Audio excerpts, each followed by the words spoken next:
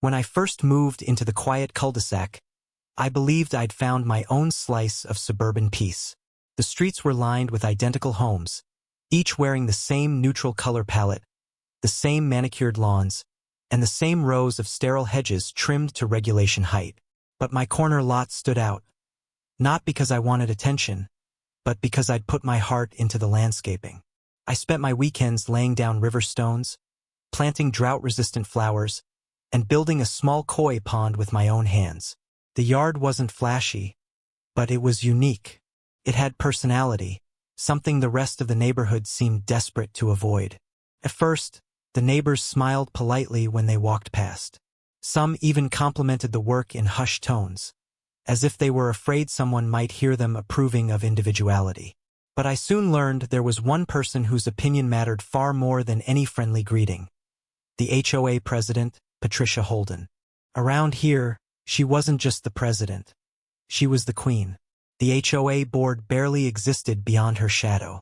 Whatever Patricia said was law, and no one dared to challenge her. I got my first taste of her authority one Tuesday afternoon when I found an envelope stuck to my front door. Inside was a formal letter citing 3 violations: unauthorized landscaping modifications, non-conforming water features, and unaesthetic stone placement. I was instructed to remove everything within 30 days or face escalating fines. No warning, no conversation, no courtesy. Just an ultimatum. I stared at the paper, stunned. My landscaping wasn't messy or unsafe. It didn't block sidewalks or intrude on anyone's property line. It was simply different. And in Patricia Holden's perfect little world, different was unacceptable. As the days passed, I started to notice things I hadn't seen before. Patricia's car circling the block.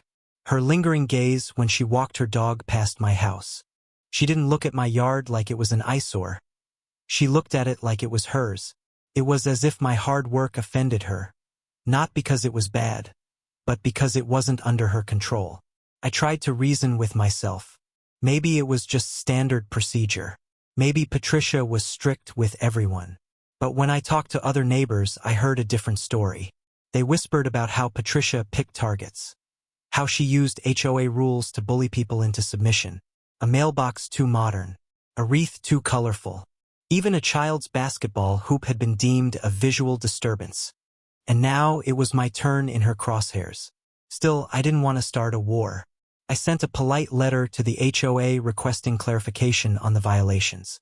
I even offered to submit retroactive approval forms for the landscaping. Weeks passed with no response. Instead, I got another letter, this time with a fine attached. The amount wasn't devastating, but the principle burned me. Patricia wasn't interested in compromise. She wanted obedience. One evening, as I pruned the flowers along my walkway, I noticed movement near the corner of my yard. Patricia stood on the sidewalk, phone in hand, pretending to check her messages while she angled her camera toward my pond. When she realized I'd caught her, she smiled. Not kindly, but with the cold satisfaction of someone who believed they held all the power. She walked away without a word, her heels clicking on the pavement like a metronome counting down to my compliance. But I wasn't planning to comply. I'd worked too hard to create something beautiful, and I wasn't going to let one overbearing neighbor tear it apart because it didn't fit her cookie-cutter vision. I decided to dig deeper, not into the soil of my yard, but into Patricia Holden herself. What I found shocked me. During one of my late-night walks, I noticed her backyard glowing faintly. Curious, I wandered to a spot where the fence didn't quite line up with the property boundary.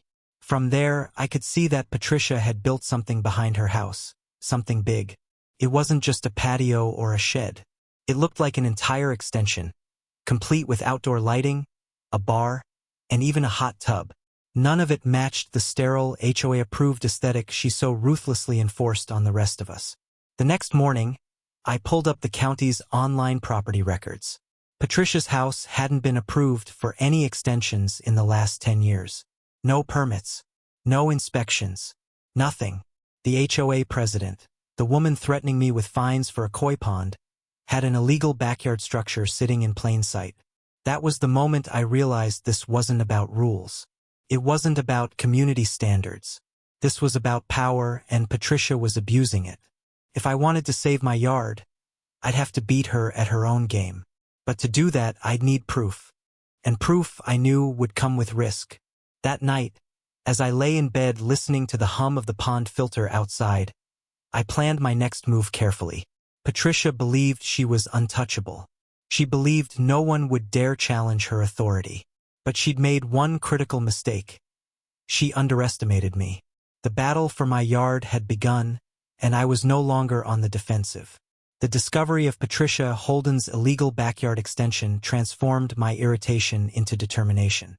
Until then, I had only wanted to keep my koi pond and landscaping intact. Now, I wanted to expose her hypocrisy for everyone to see. But I knew it wouldn't be simple.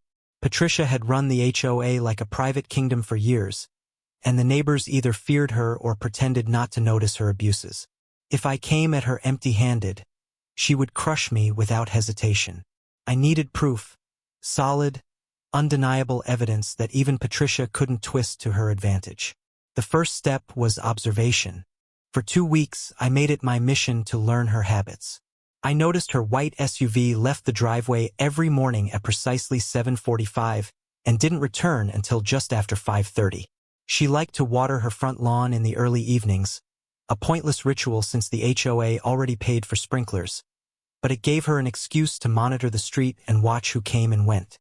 On weekends, I heard music coming from behind her tall fence, sometimes laughter, sometimes the distinct bubbling sound of her hot tub jets. During one of those weekend gatherings, I walked casually past her house, noting the faint glow of string lights illuminating what looked like a full outdoor bar. I couldn't see much, but it was clear she'd built far more than a simple patio.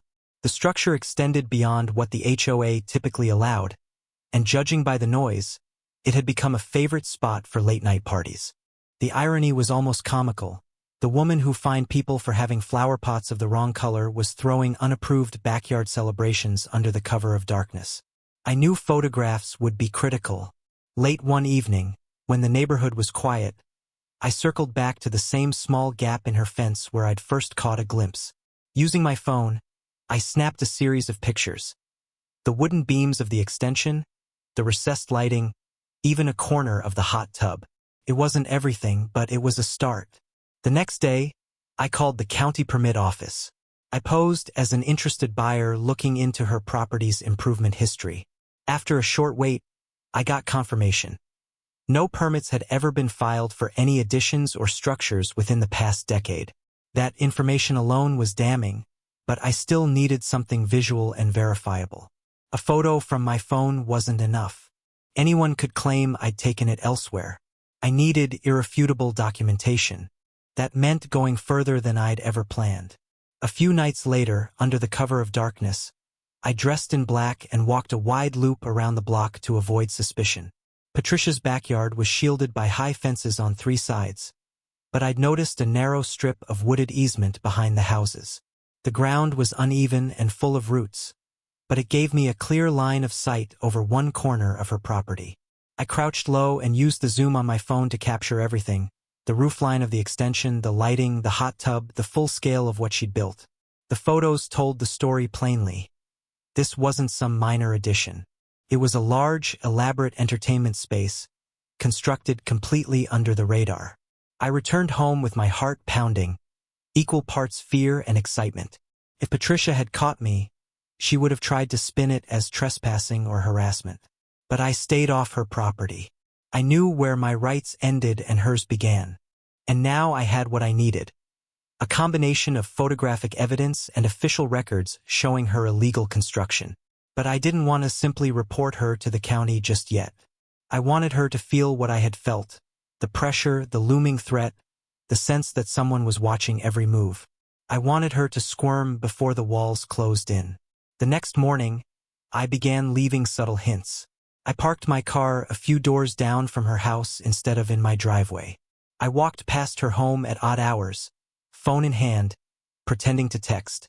I even let her see me measuring parts of my own yard with a tape measure, as if preparing to submit paperwork she never approved. Patricia didn't say anything, but I could see her watching from behind her blinds, her curiosity simmering into suspicion.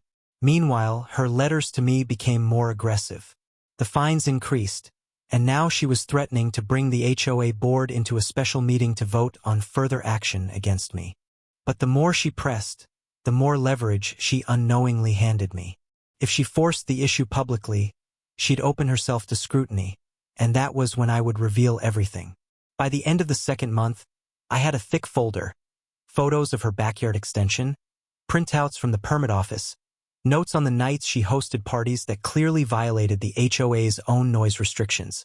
It was enough to ruin her presidency and possibly get her fined by the county herself. The timing had to be perfect. I didn't want to strike too soon and risk her finding a way to cover up her tracks. So I waited, biding my time, watching her arrogance grow as she assumed I would eventually cave in and tear out my landscaping. Then, one Thursday evening, I received the letter I had been expecting. A formal summons to appear before the HOA board for willful noncompliance. Patricia signed it herself, the ink so dark it almost dug into the paper. She wanted a public confrontation, and I was going to give her one she would never forget. The summons to appear before the HOA board was the moment I'd been waiting for. Patricia Holden thought she'd finally cornered me. In her mind, I was just another stubborn homeowner who would fold when dragged into the bright lights of an official meeting. But she had no idea I'd spent weeks preparing, gathering evidence that could destroy not just her case against me, but her entire reputation. The hearing was set for the following Wednesday evening at the clubhouse. That gave me 6 days to organize my plan. I wasn't just going to defend my landscaping. I was going to turn the tables so decisively that Patricia would wish she'd never taped that first yellow envelope to my door. The first step was preparation. I assembled everything I'd collected into a neat, undeniable package. At the front of my folder, I placed the official records from the county showing no permits for any backyard extension on Patricia's property. Behind that were the photographs, clear, time-stamped images of her elaborate structure, taken from multiple angles. I also printed out HOA guidelines about unapproved building modifications, noise restrictions, and misuse of HOA authority. Every line she had thrown at me could be thrown back at her twice as hard. But I didn't want to rely solely on shocking the board. I needed to make sure Patricia didn't see me coming. So, in the days leading up to the meeting, I played my part as the worried, compliant homeowner. I let her see me pacing my yard with a tape measure, as if preparing to rip everything out. I left a trash bag of garden debris by the curb where she would notice it, making her think I'd started dismantling my work. I even parked my car farther from my driveway, as if avoiding confrontation. All of it was theater, and Patricia bought every second of it. On the day of the hearing, I arrived early. The clubhouse was an unremarkable room with beige walls, folding chairs, and a long table at the front where the HOA board would sit. Slowly, neighbors trickled in. Some came out of curiosity, others because Patricia had pressured them to support community standards. I could feel their eyes on me, some sympathetic, others wary. When Patricia arrived, she carried herself like a queen entering her court. She wore a sharp suit and clutched a binder stuffed with papers, probably copies of every notice and fine she had issued me. She barely glanced at me as she took her seat at the center of the table, clearly confident this would be over quickly. The meeting opened with routine business before turning to violation hearings. My case was first. Patricia cleared her throat and presented the situation to the board in her usual self-assured tone.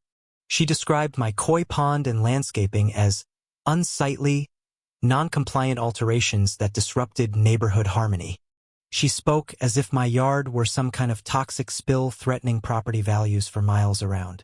I let her talk, let her stack her own arguments as high as she could, knowing I was about to knock them all down. When it was my turn to respond, I stayed calm.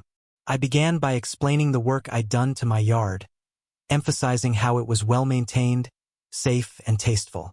I pointed out that I'd requested clarification and received nothing but escalating fines. I then shifted the discussion to fairness, questioning whether HOA rules were being applied evenly to all residents. That was when I opened my folder. One by one, I laid the photographs on the table for the board members to see. The images spoke louder than any words I could use. Patricia's sprawling backyard extension, complete with hot tub, lighting, and bar area, all built without any record of HOA approval or county permits. Then I presented the official documents from the county verifying the lack of permits. Finally, I cited HOA bylaws stating that any member, including board officers, must follow the same rules as everyone else. The room went silent. The neighbors leaned in to look. Patricia's confident smile faltered. I continued speaking steadily, explaining that while I was being fined for decorative stones and a water feature, the HOA president herself was openly violating far more serious regulations. I wasn't angry in tone. I was measured, reasonable, and direct. But every word drove the point deeper. Patricia was a hypocrite. The board members shifted uncomfortably. A few whispered among themselves. For the first time, Patricia looked unsure. She tried to interrupt, claiming the photos were misleading, but the timestamps and permit records made denial impossible. The very rules she used to bully others were now being read aloud as evidence against her. By the end of my presentation, the atmosphere had completely changed. What was supposed to be a hearing about my supposed violations had become an indictment of Patricia Holden herself. The board decided to postpone any ruling until they could review all the facts. But I didn't need to wait to know I'd won. Patricia's composure was cracked. She avoided eye contact with everyone as the meeting adjourned, clutching her binder tightly like it might somehow shield her from the truth spilling into the open. As I left the clubhouse, I could feel the shift in the air. Neighbors whispered not about me, but about her. The woman who ruled over Maple Hollow Lane with an iron fist was suddenly on the defensive. For the first time, Patricia Holden looked like prey instead of predator. But I wasn't finished. I had revealed her secret to the board, yes, but I still needed to make sure it couldn't be buried, covered up, or quietly swept away. If Patricia had taught me anything, it was that people in power will do anything to keep it. The next phase of my plan was already forming. If Patricia wanted to play dirty, I was ready to go lower than she ever expected. The night of the HOA hearing had changed everything. By morning, the ripple effect was spreading through Maple Hollow Lane like a shockwave.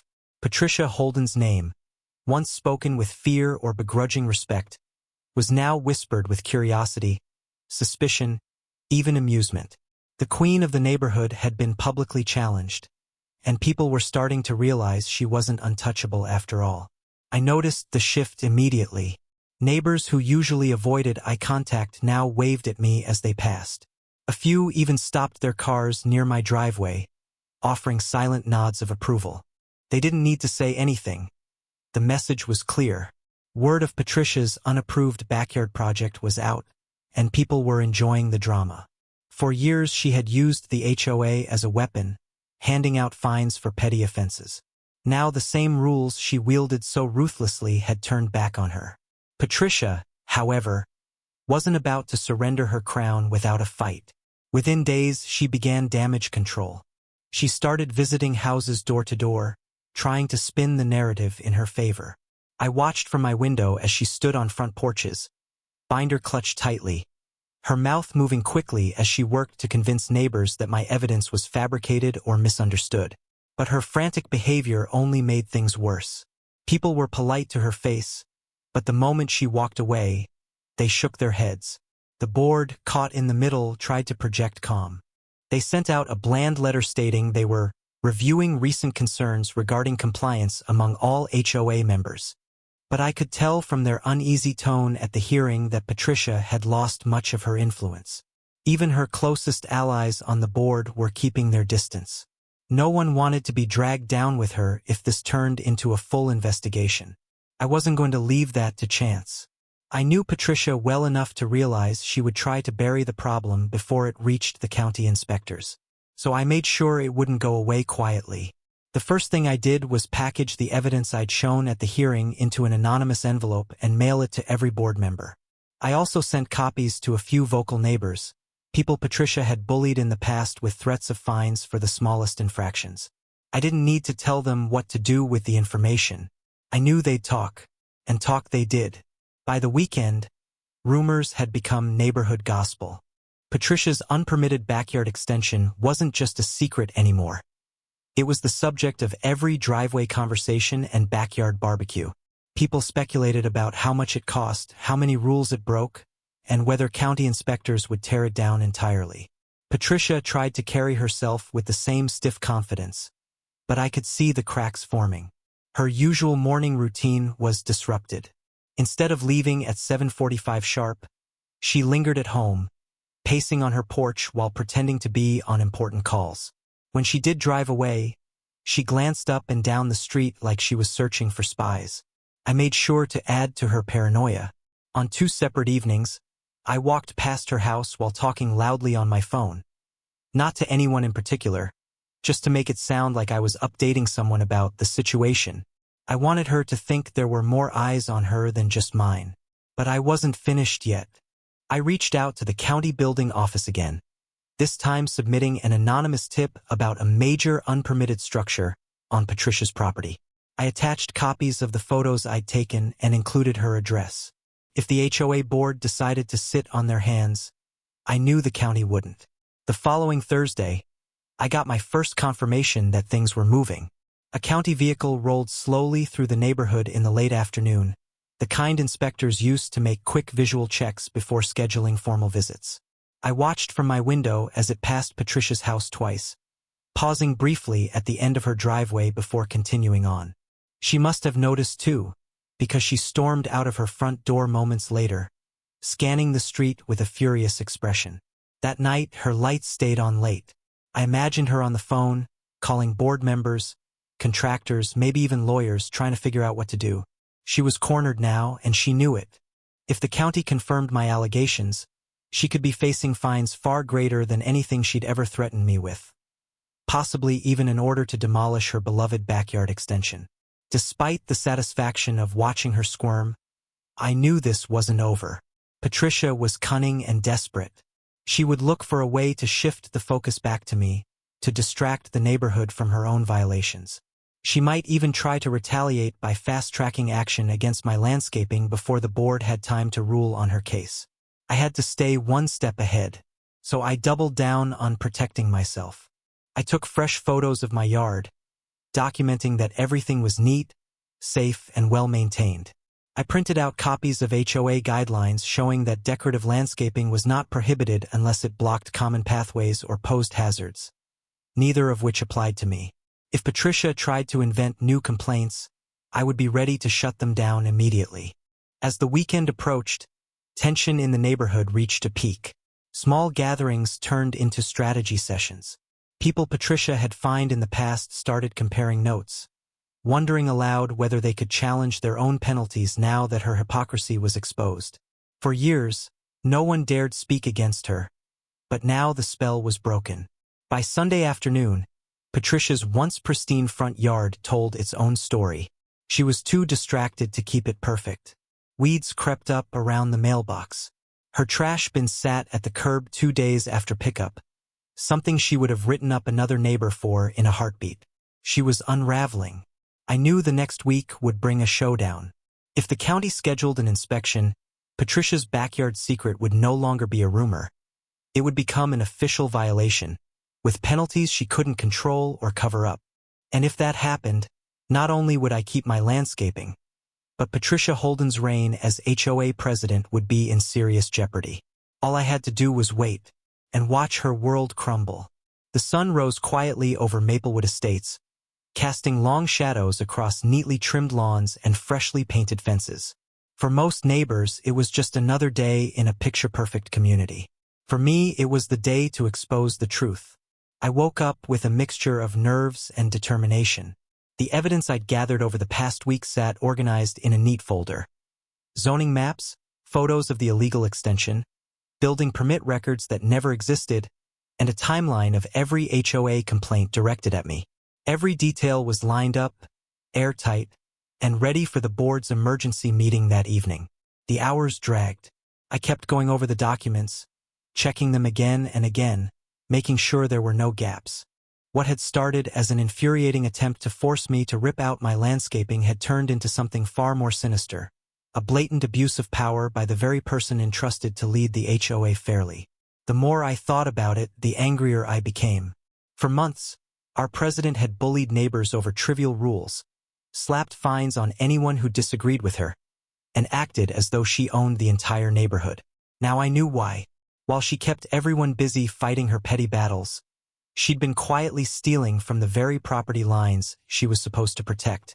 That evening, the community center buzzed with murmurs. A surprisingly large crowd had gathered, drawn by the rumors spreading through the neighborhood.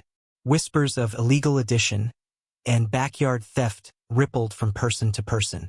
I arrived early and sat near the front, my folder pressed tightly in my hands. I could see the HOA president across the room, her usual smug confidence barely hiding a hint of unease. She stood stiffly by the podium, shuffling papers as though preparing for a normal meeting. But this wouldn't be normal. Not tonight. The meeting began as expected. She opened with routine announcements, carefully avoiding any mention of the accusations. But then came the portion for homeowner grievances, and I stood up. The room fell silent as I walked to the microphone, my heart pounding but my voice steady. I laid out everything. The way she'd targeted me over my landscaping, the threats of fines, the repeated letters, all while hiding her own violation of HOA rules. I held up photos showing her backyard extension jutting well beyond the legal boundary, cutting into shared community space. I cited municipal code numbers, referenced zoning maps, and showed that no building permits had ever been filed. Gasps filled the room. People leaned forward in their chairs, whispering to each other. I could feel the president's composure cracking as I spoke. Her face flushed red, her hands clenched at her sides. She tried to interrupt, but the board members silenced her. They were listening now, really listening. For months, they had accepted her word without question. But with undeniable proof staring them in the face, their loyalty began to fracture. Neighbors began speaking up. One by one, they recounted their own experiences of being unfairly fined or harassed. A man in the back described how she'd forced him to repaint his garage door 3 times in a single year. A young couple explained how they'd been denied permission to build a small garden shed while she built a massive structure without oversight. The mood of the room shifted rapidly from fear to outrage. People who had once stayed quiet out of intimidation now found their voices. The board called a recess to review the evidence. The president tried to slink away during the break, but a small group of homeowners blocked the exit, demanding answers. Her polished persona was gone now, replaced by visible panic. When the board returned, the verdict was swift. A formal investigation into her conduct, immediate suspension of her authority, and a freeze on all HOA fines and enforcement actions until the investigation concluded. The room erupted in applause. For the first time in months, people were smiling. As I gathered my papers, I noticed the president glaring at me with pure hatred. But underneath that anger, there was something else, fear. She knew her time was up. Whatever power she once held over this neighborhood was crumbling fast. That night, I went home feeling lighter than I had in weeks. But I also knew this wasn't over yet. People like her didn't give up easily. She would fight back, try to manipulate the board, maybe even turn neighbors against me. I had won the first battle, but the real war for control of Maplewood Estates had just begun. The next morning, strange things started happening. An anonymous note appeared in my mailbox warning me to back off. A neighbor told me they'd seen someone lingering near my driveway late at night, and a city inspector called to inform me of a sudden complaint filed against my property. Clearly an attempt at retaliation. If she thought scare tactics would work, she was dead wrong. If anything, it made me more determined to see this through to the end. The neighborhood had tasted the truth, and they wouldn't forget it. The investigation would dig deeper, uncover more, and reveal just how long she'd been abusing her power. And I would be ready every step of the way, no matter how ugly it got. The morning after the HOA meeting, the neighborhood buzzed with nervous energy. For years, the HOA president had ruled with unchecked authority, issuing fines, threats, and letters that kept homeowners quiet. But after the shocking revelations about her illegal backyard extension, everything had changed. Neighbors whispered over fences, and every passing glance seemed to carry the same thought. The tyrant had finally been caught. The HOA board convened an emergency session.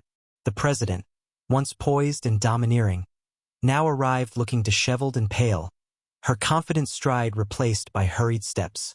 Word had already spread about the municipal inspector's findings.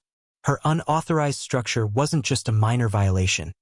It encroached onto common property, and city records confirmed she'd never applied for a permit. Behind closed doors, the board deliberated for hours. Meanwhile, residents gathered outside, waiting anxiously. The president's closest allies avoided eye contact, while those who had once been fined or harassed stood silently, savoring the turn of events. The verdict, when it finally came, was decisive. She was removed from her position immediately. Her voting rights were suspended, and the HOA voted to pursue full restitution for years of misappropriated funds and unapproved expenditures. News traveled quickly, and city officials wasted no time. Within a week, contractors arrived to dismantle the illegal structure. What had once been a lavish private patio, built at the community's expense, was reduced to rubble. Trucks hauled away debris as neighbors watched from their driveways, some in stunned silence, others in quiet satisfaction. The HOA president, now stripped of power, avoided the street entirely. Her car was parked blocks away, as though distance could shield her from the humiliation. For the narrator, vindication was sweet, but it wasn't just about personal victory.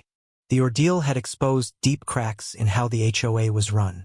Meetings that had once been sparsely attended were now packed, with residents demanding transparency and accountability. New board members were elected, and the culture shifted almost overnight. Instead of threats and fines, there were open forums and fair votes. The narrator's custom landscaping, once marked for destruction, remained untouched, not only spared, but celebrated. Neighbors stopped by to compliment the design, grateful that someone had stood up to the abuse of power. In a symbolic gesture, the board voted unanimously to amend the HOA bylaws, ensuring no single person could ever hold unchecked authority again. As for the former president, her downfall was swift and unforgiving.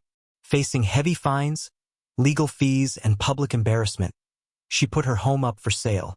When the for sale sign appeared on her pristine lawn, the neighborhood saw it as an unspoken apology, a quiet admission that her reign was over.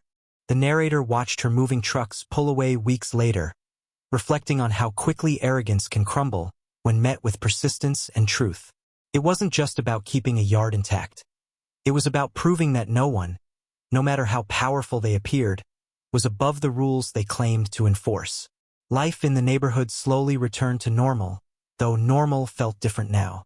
There was a sense of community where fear once lingered, and neighbors who had barely spoken began to share coffee and stories over fences. The fight had been exhausting, but it had united them. In the end, the yard stood untouched, thriving, beautiful, and symbolic. A reminder that standing up for what's right isn't always easy, but it's always worth it. And as the sun set over the neatly lined streets, there was a quiet satisfaction in knowing that the tables had truly been turned, not just on one power-hungry president, but on the culture of fear she had built. 1.